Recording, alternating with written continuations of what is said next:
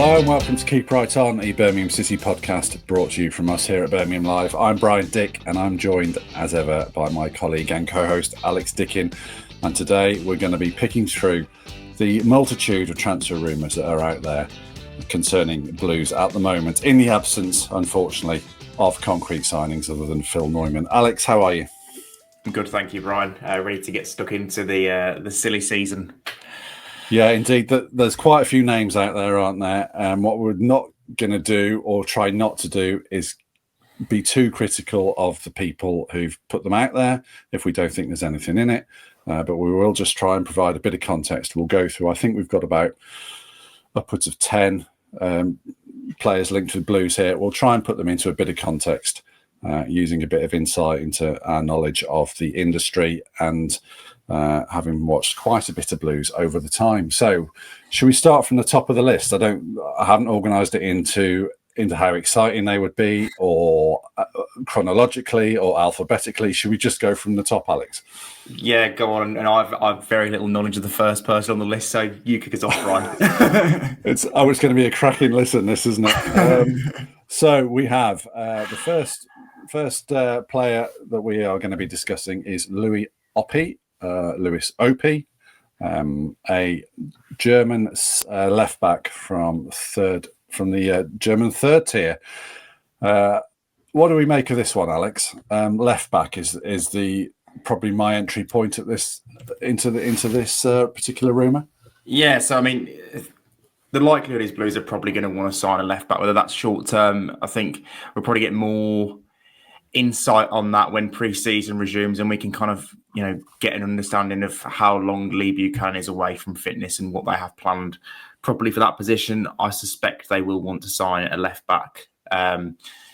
Opie's interesting, if that is how you pronounce it. He's interesting. He plays for Arminia Bielefeld, who were playing in the third tier last year. They won the third tier, so they're going to be in Bundesliga 2 next year. And we know that Blues do like players from that part of Europe. Obviously, they signed Christoph Clara last summer. They've already signed Phil Neumann this summer. Like defenders from that part of Europe. But yeah, his side actually had a decent run in the DFB Pokal, which is their FA Cup over there, and got to the final where they lost. So he seems to have pedigree. He's 23, so he's the right age. Again, kind of the profile Blues look at. Around 23, 24, a lot of their signings were last summer. So, yeah, good physique, 6 foot. Seems to be a player who gets forward well, which probably opposed to Buchanan and Cochrane in that position. The model Blues left back at the moment seems to be someone who is more reserved or tucks inside to midfield. Yeah, it's an interesting link. How are we gonna work this, Brian? Are we gonna rate the link or are we just gonna talk around them? Let's give it a percentage chance of completion. Probably should have discussed this before we came on, shouldn't we? So 100% is absolutely nailed on. You've seen the photos already taken, and you've already listened to the interview. And 0% chance is, unfortunately, the young man passed away a few years ago. So, yeah. I just before we do that, a couple of other things leap out to me about Opie. As you say, the position left back is interesting. They've lost Lee Mung-jae.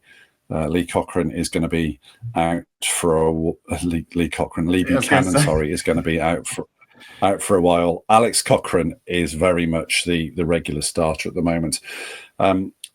So yes, it's a position I do think they will look at. The other thing is they seem to be getting linked with players who are also linked with Hull and Norwich an awful lot, and I don't know what to make of that, if I'm honest. I guess you could say that certain agents are throwing the same names around, or you could potentially say that maybe Blues and Hull are shopping in a similar shop potentially. But yeah, I don't know. Does that mean anything to you? There's another way to look at that, I think, that maybe Birmingham's name is being put there because everyone knows or presumes that Birmingham have got money to spend. Yeah. Because that happened last year, didn't it? I remember listening to Darren McAntony's podcast to Peter Baroni. He was saying that, every player this year, every time an agent comes to me, it's, Birmingham City are looking at the player, and that instantly obviously drives up not only the price but also the wages that player can probably ask for with some of the Championship clubs. So that, I guess, that will be a thing as well. Birmingham City are going to be linked with a lot of these players. Probably aren't on Blues list. Okay. So Blues are going to be linked with a lot of players this summer, aren't they? Already far more than they were last summer. And a lot of it is probably just going to be agents trying to move their player around and get Championship clubs to make a move, isn't it? Yeah, indeed. But Blues are one of the more regularly used names, aren't they, in around the Championship at the moment? For obvious reasons, you're not getting clubs like Oxford and Sheffield Wednesday, particularly. They're really going to struggle to sign somebody at the moment, aren't they? Oppie, I'm going to stick a percentage on it of about, let's say, 31. 31 is good because I was thinking 30. And for anyone who's watched so far, they will know we have not been collaborating on that, given the amount of planning that's gone into this podcast. So we're on a similar page. And okay, right, let's move on because I think we may have exhausted all our Louis Oppie related expertise. Sanja Hansen, again, apologies to anyone who knows how to pronounce Dutch names. Insight into that one, please, Alex. He was linked with Blues last summer, wasn't he? Dutch winger. He's playing for NEC in the Eredivisie. He had another good season by all accounts. I actually read something that the technical director of his club said recently in that they're expecting offers for him this summer. I think they had offers for him last summer and obviously managed to cling on to him and want to do the same again. 6 goals, 4 assists in 32 matches in the Eredivisie. Again, youngish, 23 years old, so probably fits the profile. The one thing I will say about players being linked with the club from Holland this year, I think the club may think twice based on the success of those who came from that league last year.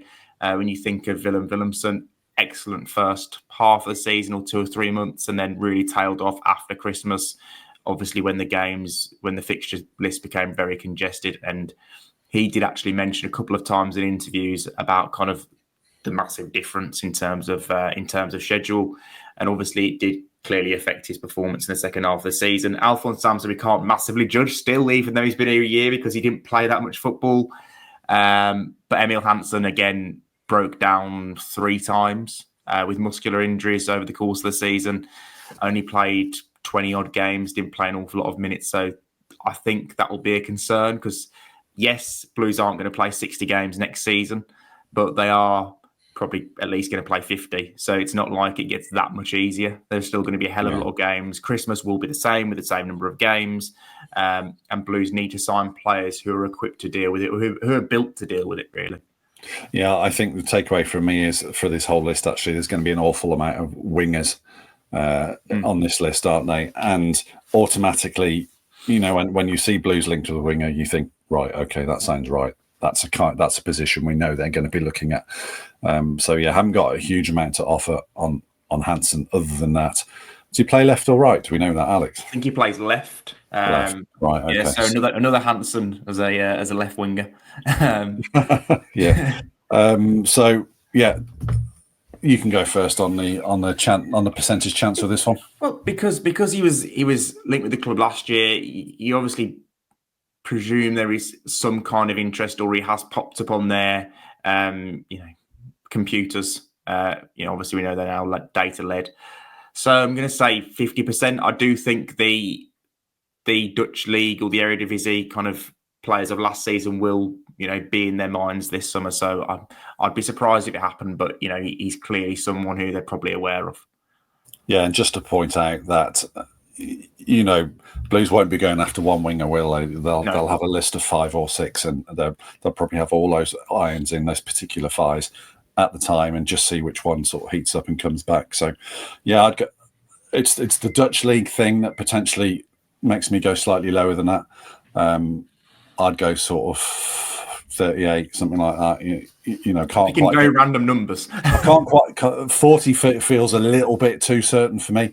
And 37 is, it's clearly, it's a stronger rumour than that. Okay, let's move on. Do you want to do James Beadle? We're pretty sure James Beadle will be coming, won't he? We've probably already talked about James Beadle, haven't we? So yeah, okay. Mikey Moore. This was an interesting one. Obviously, I think he's 17-year-old striker at Tottenham. Wide player, more of a wide player. Right. Okay. Yeah. And the explanation behind these links, or this link, is obvious, isn't it? Yeah, because he's been linked with 2 clubs in the Championship, and one of them's Birmingham City, managed by Chris Davis, and the other one is West Bromwich Albion, now managed by Ryan Mason. Both of those men were Ange Postecoglou's assistants at Tottenham Hotspur, so they clearly have a link and affinity with the player. Massively highly rated. It'll be interesting to see if they send him out on loan. Players of 17 don't often go out on loan, do they? They tend to stay around their club's first team if they are that highly rated. It's unusual for a player of that age to go out on loan. But again, if he did, I think there'd be plenty of takers probably in the Championship. And again, it's a position that Blues do need. Do I think he'll end up at Birmingham City? I'm not certain on that, but I'd probably be quite in favour of it, given what I've seen of him in the Premier League and also in the Europa League run for Spurs last year. Yeah, I like him. He's exciting, isn't he? He's not afraid to carry the ball. Quite a low centre of gravity, I think. Lots of bucket loads of potential. Obviously, he's at an upper, albeit the way they finished in the Premier League, and an upper tier sort of Premier League academy. So he's going to have a huge amount of potential. We were talking to Ben Bloom, weren't we, yesterday, and when he started talking about Amari Hutchinson, I almost started salivating, because that is the kind of transfer, the kind of lone winger that Blues really, really need. Someone who can make a massive difference. I would say that Hutchinson is probably was a little bit further on in his development than Mikey Moore is at this stage. But yeah, if the Premier League want to lend Blues a lavishly talented ball-carrying winger, I have no issues with that whatsoever. Percentage-wise, this is a tough one for me, because the Tottenham thing makes sense. The sending out a 17-year-old doesn't make as much sense, and the fact that the other team linked as West Brom, it feels a bit contrived. I can't get much above 30 again, really. I don't think 30%. Yeah, I was going to say 20-25%, just because the age. 17, I think he turns 18 quite soon, but still, it's very young to go out on a loan. Again, new manager's gone into Spurs, so you presume he's going to be there for pre-season, by which point you would hope that Blues have kind of got their winger or two in and have embedded them in during pre-season. Yeah, I think you can say that for all the loans there. They probably are going to, they sort of drift towards the end of August, aren't they? Just because that tends to be what happens most years anyway. Harry Darling, and we can tick this one off. There was interest in Harry Darling, wasn't there, Alex? And that interest is now over because he's gone to Norwich. Indeed, yeah. Yeah. I mean, you'd be foolish to be a Championship club and not be interested in Harry Darling. He was kind of the premium free agent, wasn't he, in the league this summer? Blues, I've always felt like it was going to be a difficult sell because of the options they've got, particularly the right-footed options they've got in that position.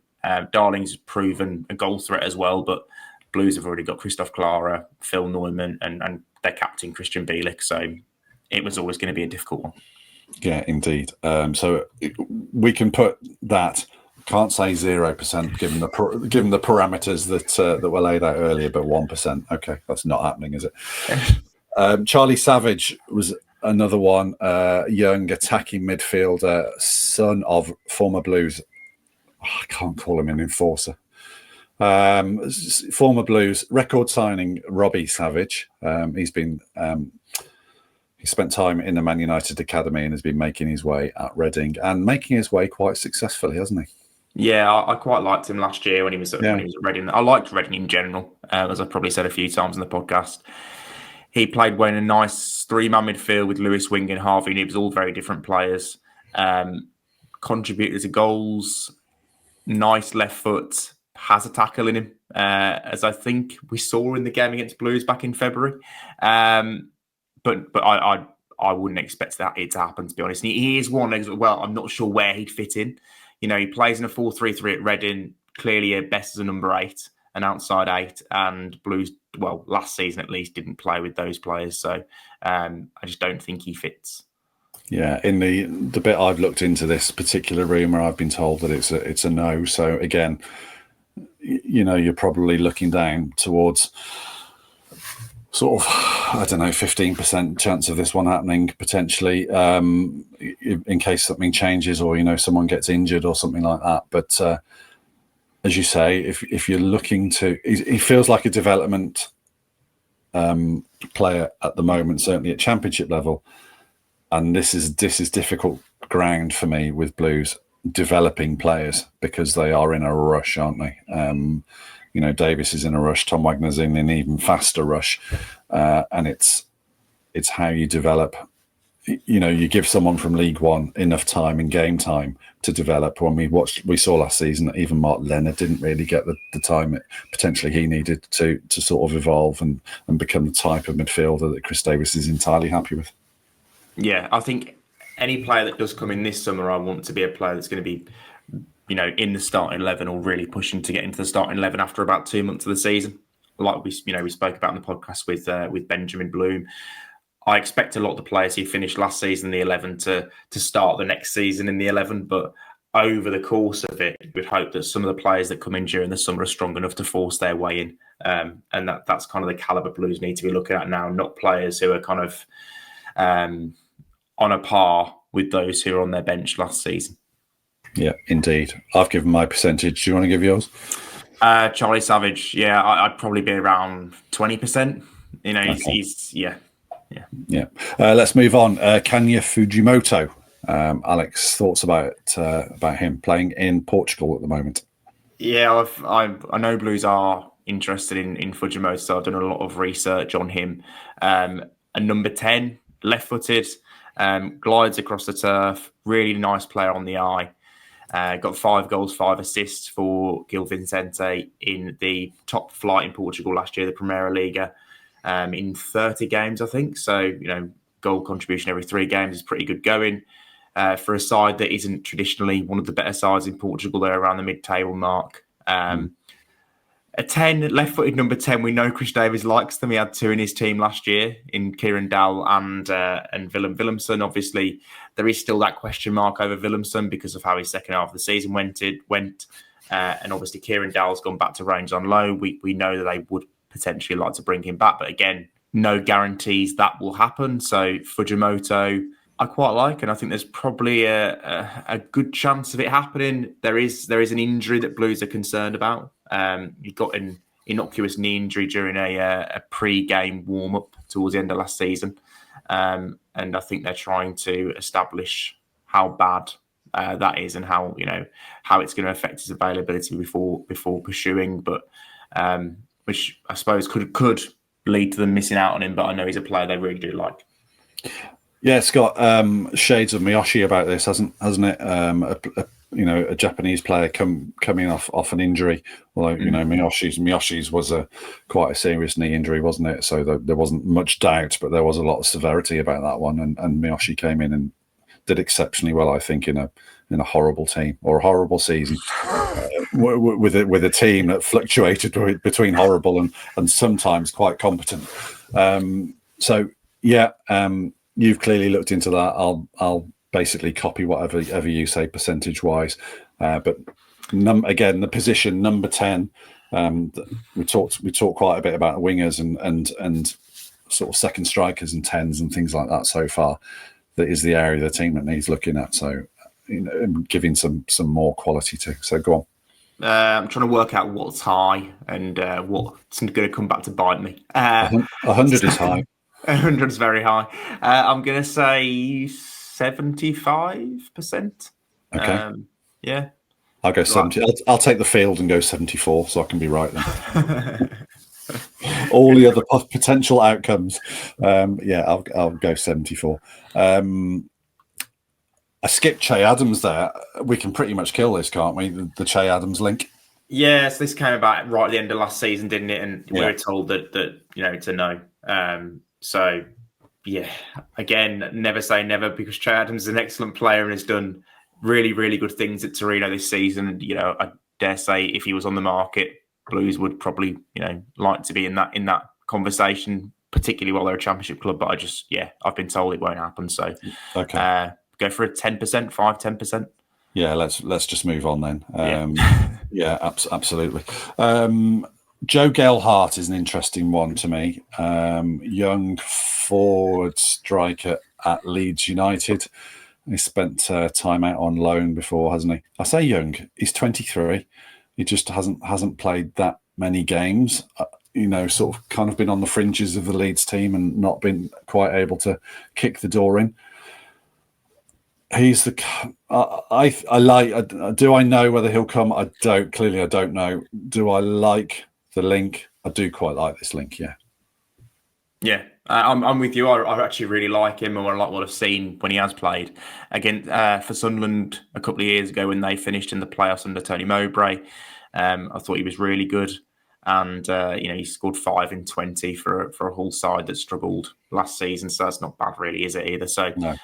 Clearly a good player at championship level. I'm not convinced about him and Blues. I look at the system and Chris Davies might tweak the system in pre-season. We might go back and see something very different. And then you're looking at very different players, or we're thinking of very different players. But based on the system we saw last year, I'm not convinced Gelhart would fit in. Based on the fact he's. Go on, explain more. I think, as in, he's more of a, in my eyes, more of a kind of loose wide player. So he's probably a wide player who doesn't have to do an awful lot of defending in his system. Maybe a 4-3-3 or something. In Blues 4-2-3-1, Chris Davies always goes crazy for the wingers doing their defensive jobs. It is, again, when they're out of possession, back into their shape. I'm not sure Gelhart is that. He played up front a little bit for Sunderland when they were successful. I don't think he's the profile of striker that Blues would be looking at, or I would be thinking they're looking at for their current system. I think you're probably looking at someone who's a little bit more of a focal point, who players like Stansfield, Willemsen and co can play off, rather than someone who's diminutive like Stansfield or Alfie May.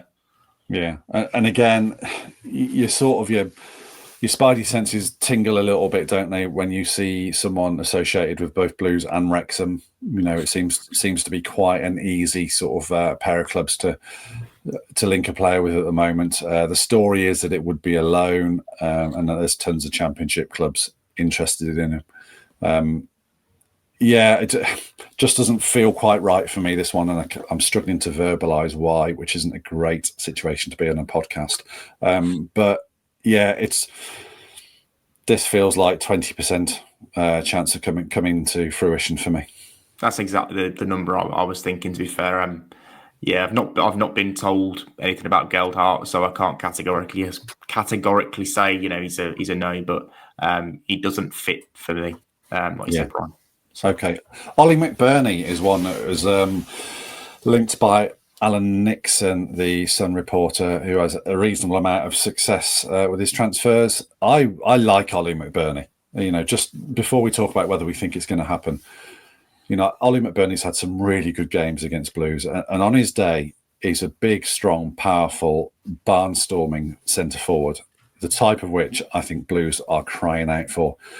Now, is he consistent? Not as consistent as you'd want any player to be, but as I say, that ceiling and those list of qualities and the attributes that would give Blues some presence in an opposition penalty area. So often last season, a ball would come in and we'd see J.R. Alfie matched up against 3 centre-backs. Now, that's probably going to be different next season, given teams won't be as defensive against Blues. A lot of teams actually changed to a back 5 just to play Blues, or just to come to St Andrews, didn't they, last season? That won't be quite as regular next season, but I do think the Blues need a bit of a physical punch up front. And McBurnie, for me, I'm really engaged by this one. Thoughts? Yeah, the profile's perfect, isn't it? I really like his profile, and I really like his record at championship level, to be honest. For Sheffield United, I think he got 13 in one season. For Swansea, he got 22. Then he obviously got his big move, Sheffield United. So played a lot in the Premier League as well. Scored, I think, 6 goals one season in the Premier League. I mean, it's not terrible, is it? It's It's probably kind of the going rate for a striker outside the top 10 in the Premier League. So I do like him. Again, as I said earlier, I love his profile. There's probably going to be a fair few Championship teams interested in him. What kind of does concern me a little bit is that he didn't score that many goals last season with Las Palmas in La Liga. I'm not saying that, a striker who has only scored 3 goals in a league can't come to the Championship and score 15, because they definitely can. But that just concerns me a little bit. And obviously he is getting older now. I hate saying 29-year-olds are old. But he's getting towards 30. And if we're saying that, if Blues are looking at a younger profile of player, then he's not going to fit, is he? Yeah. So you alight upon something quite interesting there. He's going to be a top end of the market option, with, as you say, 29 years old now. Think back 4 or 5 years ago when Craig Gardner said Blues were done with spending big transfer fees on, or any transfer fees, in fact, on players that are, pushing 30. This isn't going to be alone. If McBurnie moves, it will be, I think, for, on a permanent transfer. So that automatically means if you're going to spend whatever it takes, let's pick 10 million out on as a random number. If you're going to spend that money on someone like Ollie McBurnie, they have to be a success, don't they? But like the profile of the player, there's other, as you say, there's other aspects that make it a difficult deal to do, and the fact that there's going to be a lot of other clubs, and I think he'll probably have options pretty much over Europe. He'll have a ton of options to look at, and then you get into a bidding war for wages, don't you? And this is it all becomes difficult. But if you just pluck out, give me Ollie McBurnie from 4 years ago and stick him in the Blues team, I'll take it all day long. Yeah, I think because of who it is and because of we've seen what he's done previously at Championship level, I'd probably give it a 40%, because I look at it and think if he was 3 years younger, I think Blues would probably be all over it. Yeah. Okay. Yeah. I'd go 35 on this one. It feels like there's a lot of hurdles to clear, but it does make sense in terms of the type of forward that McBurnie is. So yeah, interesting one. Really quite engaged by that one. Lewis Travis at Blackburn at the moment, linked with quite a few Championship clubs so far. Yeah, difficult one, because I quite like the player. He's a decent player, and quite off Blackburn, had a decent little spell at Ipswich as well when they got promoted second half of the season on loan. But does he improve Blues? No. Peck and Awata are better players, in my opinion, in the midfield slots. He can also play at right back, although I've read that he's not a massive fan of it. So, again, Blues don't really need a right back. So he's probably in the kind of mould of Gardner Hickman in that he's a bit versatile, but Blues have got Gardner Hickman who can cover more than just 2 positions. So that one doesn't feel right to me. Yeah, 1 year left on his contract. I think Blackburn are trying to negotiate another contract for him. And obviously, with that 1 year, teams are sniffing around. But yeah, if you're looking, if Peck and or Iwata aren't available, then you look straight towards Gardner Hickman, don't you? And there's Mark Leonard, and I hope Leonard doesn't go out on loan. I'd like to see him play and stay and get given Championship football, because I think he could come on more in the Championship, to see him tested at the high level. He had a really good game against Newcastle, didn't he, Leonard? Again, 27-year-old, sort of. It's not a journeyman. What's the word I'm trying to look for? It's just sort of a decent standard Championship midfielder that doesn't really change the narrative for Blues. Yeah, like I said, I think he falls into the Gardner Hickman category. We know Gardner Hickman can do that job, and he's also a fair bit younger. So, yeah. Yeah, indeed. Okay, so what should we? 20, 25? No, 20. It's not 25, is it? It's 20%. Yeah, it's 20%, I think, Brian. Yeah, okie doke. Right, this is an exciting one. Demarai Gray, obviously a Blues trainee who had great success under Gary Rowett. Signed a deal with a release clause in it that took him to Leicester for just, I think, 3.75 million all those years ago. He landed at the right time in that Premier League winning season with Leicester. Played quite a few games. Never quite was a sort of 40 game a season or 38 Premier League game a season kind of player for them. And then he's sort of leaving Leicester. He seems to have gone a bit nomadic, and he's obviously out playing in the Saudi Pro League at the moment. I suppose the thing that's drawn to me is just the sheer poetry of it all, and just what a sweet story it would be for Demarai to come back to Blues. Yeah, I think it'd be popular with a lot of people, and when you look at it, take the romantic element out of it, he's what they need, isn't he? He's a live wire left winger, game changer on his day. He's still only 28, so Blues could get 2-3 good years out of him, and also he's got Premier League pedigree. So if Blues did, and I'm thinking optimistic, get promoted again next season and go straight into the Premier League, I think Gray would be a decent squad player to have in that league for a season or two. So I quite like it. I know there is some interest there.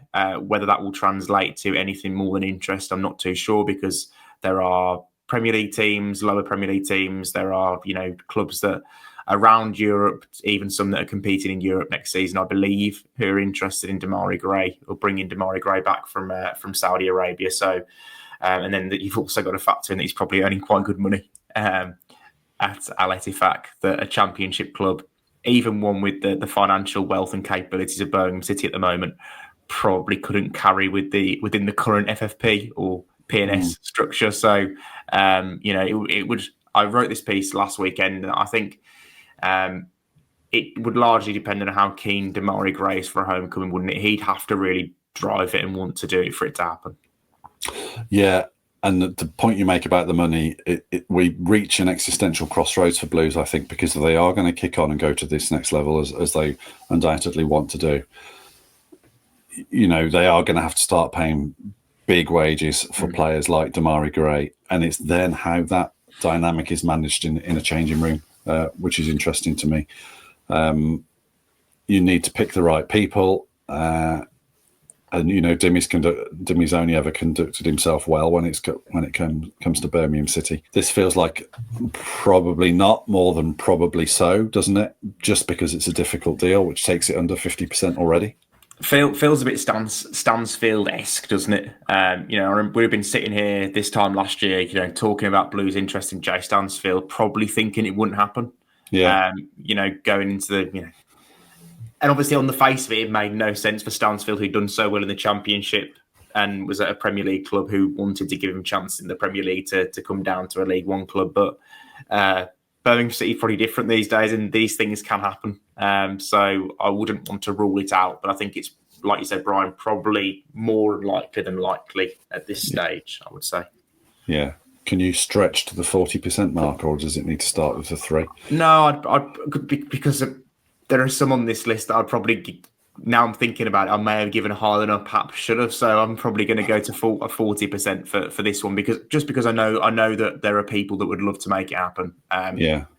Again, I'm not massively thinking it's going to happen, but it's a firm interest, and that has to count for something, right? Yeah, that's what I would say. Yeah. Yeah. Okay. Fair dues. I'll go with that then. Let's do that. Kwame Poku, another winger. As I said, there'll be several on this list. It's not happening, is it? We don't think. No, I don't think so. Now, that was kind of the message last week. So Blues appear to have moved on to other players now. Frustrated by Poku's deliberation. Which I think is probably fair on his part. He's entitled to kind of look at all the options, and there are apparently over around 30 of them, so he's got a lot to get through. But yeah, Blues, I think rightly probably thought they were the best option, or a very good option for him, because they're a Championship club looking to get to the Premier League. Could probably offer him very good money, and Peterborough clearly wanted him to go to Birmingham City so they could get some good compensation for him. Yeah. But no, it looks like he's heading overseas now. And I say overseas, the big rumour in the last few days has been Rangers, hasn't it? But again, they would count as a kind of overseas club as far as UEFA are concerned, meaning that they wouldn't have to pay Peterborough that much for him. So Yeah, that is certainly the scenic route to Glasgow. We're getting on a boat to go to Glasgow. You very much are, going the long way round. Yeah, we talked on a previous podcast, didn't we, that it probably wasn't the end of the world. What I would say is Blues have been in to Poku for 2 or 3 windows now, haven't they? So again, the interest is genuine, and you never know that the other dominoes might fall, and he could end up looking at Blues again. So whilst we know there is an admiration there for from Blues for Poku, we can't dismiss it entirely, albeit it would take a few variables to go their way. So we're probably looking at sort of 27.5%. I'll go 26%. Right. Last one we're going to do is Matteo Joseph, Alex. Again, I think there's been a long-standing interest in Joseph for maybe at least the last year, I would say. Didn't really amount to anything last summer, but I quite like his profile again. A good forward, can play in a couple of forward positions, can play striker, scored a few goals for Leeds last season, played a lot of games on the face of it, 39 of their 46 league games, 3 goals, 3 assists, but I think he only made 12 starts. So he was overlooked by Daniel Farker in favour of Joel Pirro, who is the Championship's top scorer, and also when Patrick Bamford came back to fitness, he dropped down the pecking order to 3rd. So I'm not surprised he's looking to move this summer. Apparently, Real Betis saw an offer of £10 million rejected at the end of the winter transfer window. So that kind of puts me off a little bit for a player who's relatively unproven, even at Championship level. I know he's talented. He's playing for Spain's under-21s at the Euros currently, and they're one of the favourites to win it. But he has still only scored, a handful of Championship goals and started a handful of Championship games. Jay Stanfield, when he came back to Blues for the fee that he did, had obviously had a season in the Championship where he'd scored 13 goals. So there's a body of work there. I don't think that's quite there, at least at club level, with Joseph currently. Yeah, and you don't actually get the impression, looking around this, that Leeds are that desperate to sell him. They seem quite happy for him to develop it at his own speed. So maybe a loan potentially, but as you say, Betis are very much keen on it. In the game as well. So yeah, it doesn't feel.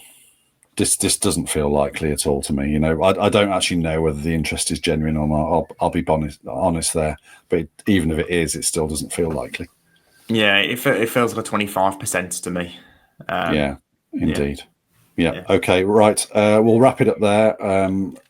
Hopefully that's given you some insight, and if not, some material to throw back at us when all of these players end up signing for Blues, including Harry Darling. Thank you, Alex, for your time and your insight, and thank you all for your interest. And it's a key point on from both of us.